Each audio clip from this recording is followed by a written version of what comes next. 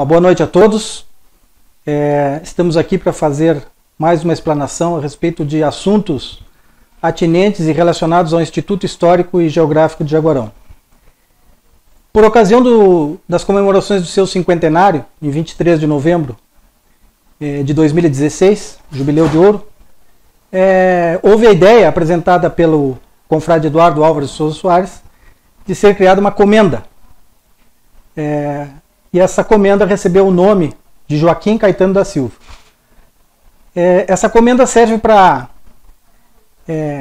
ser entregue para pessoas que tenham prestado algum tipo de colaboração para o Instituto Histórico, além de seus membros efetivos. Então, na primeira vez que foi concedida essa medalha, essa comenda, ela é composta pela própria comenda, por um diploma e também por uma roseta de lapela. Foi por ocasião das comemorações do cinquentenário. Ela foi entregue aos membros efetivos, a nossa funcionária Nilza Cardoso, que na época estava quase com 40 anos de casa e hoje já ultrapassou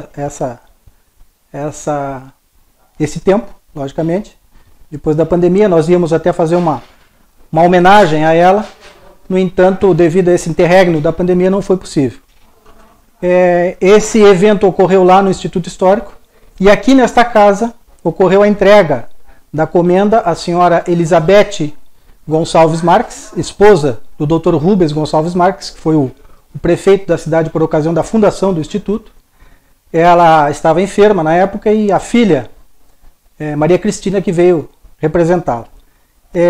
Simultaneamente foi entregue também a dona Carmen Terezinha Silva Costa, que é a esposa do senhor Rui Antônio Silva Costa, que foi o grande idealizador, ele que teve a ideia de criar o Instituto Histórico, apresentou-a ao então prefeito e ele levou adiante com a criação efetivamente do Instituto. Então essas pessoas foram as que receberam, num primeiro momento, a comenda. Logo em seguida se fez a entrega ao presidente do Instituto Histórico e Geográfico Brasileiro, Arno Welling. Depois ao presidente do Instituto Histórico e Geográfico do Rio Grande do Sul, senhor Miguel Frederico do Espírito Santo, e também ao senhor Antônio Carlos Sequim, que era e ainda é o ocupante da cadeira número 19 da Academia Brasileira de Letras. Mais adiante eu explico o porquê dessa comenda ter sido entregue a esse cidadão.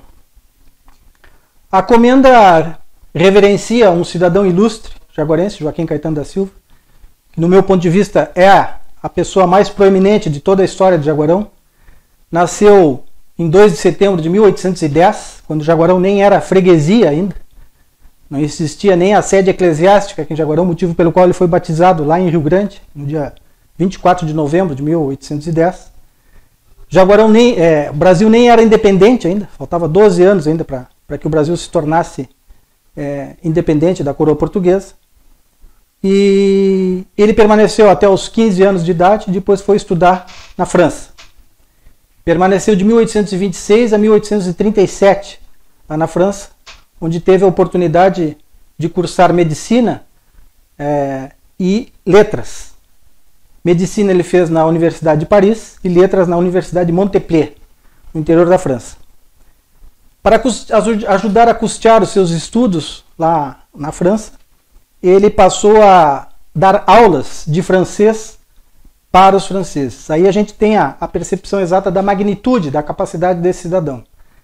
Nós ensinarmos o nosso idioma nativo para os nativos daquele idioma, quer dizer, ensinarmos língua portuguesa para os brasileiros, já é complicado, né? O idioma é cheio de nuances e cheio de exceções.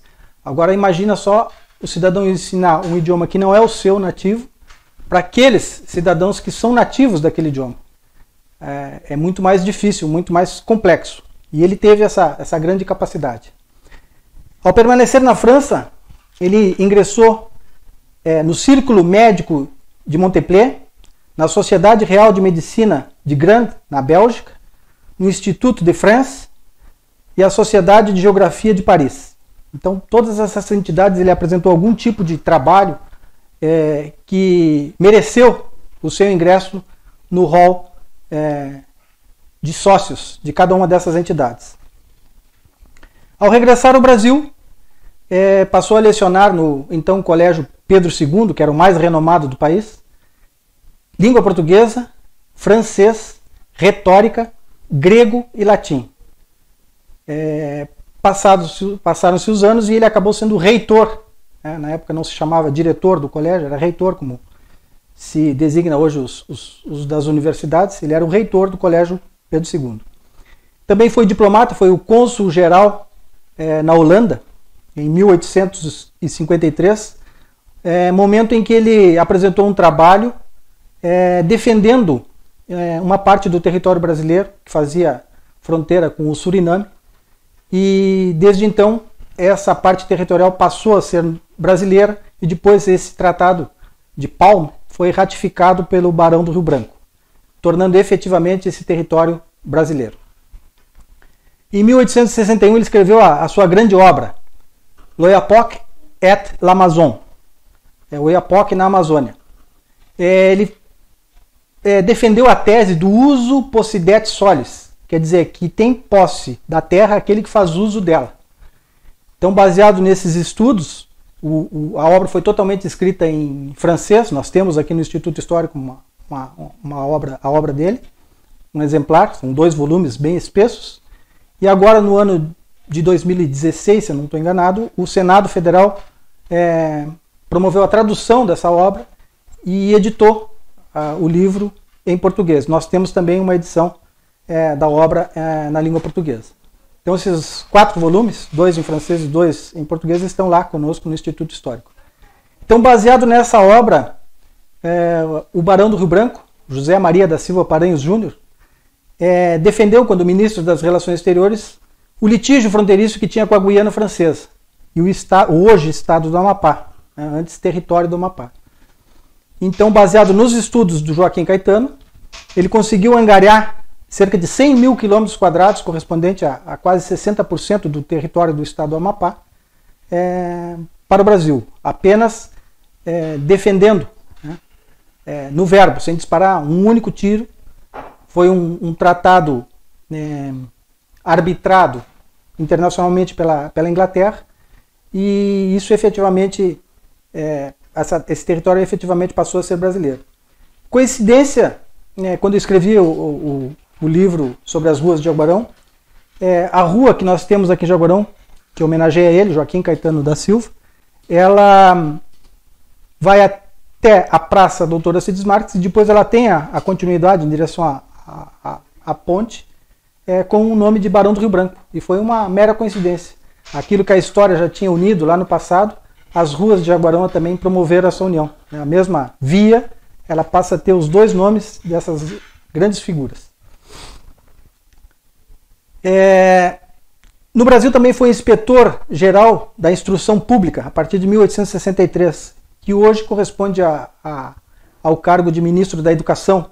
Era aquele inspetor-geral que gerenciava todas as atividades relacionadas à educação no país.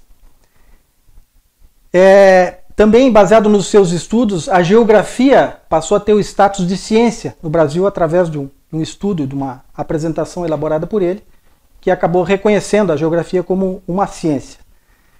Foi diretor do Arquivo Nacional durante muito tempo, cargo que teve que abrir mão em virtude de ter ficado cego, impossibilitando então de continuar a trabalhar. Foi fundador do Instituto Histórico e Geográfico Brasileiro e faleceu em 1873 em Niterói, foi sepultado no cemitério de Maroí. Em 1953, seus despojos foram transladados para então o território do Amapá, que hoje é o Estado do Amapá, estado este que ele ajudou a conquistar pelo Brasil, e lá ele está sepultado dentro da Fortaleza São José de Macapá. Esse traslado ocorreu através de um navio da Marinha, Racuí, o nome do navio, e participaram das solenidades alusivas a essas homenagens prestadas a ele o então governador do território, Janari Gentil Nunes, um representante da família do próprio Joaquim Caetano, Arthur Caetano da Silva, um representante do governo do estado do Rio Grande do Sul, e Barbosa Lima Sobrinho representando a Academia Brasileira de Letras. E lá seu corpo encontra-se até hoje. Em 1897, quando, por ocasião da fundação da Academia Brasileira de Letras por Machado de Assis, cada um dos ocupantes das cadeiras escolheu um patrono.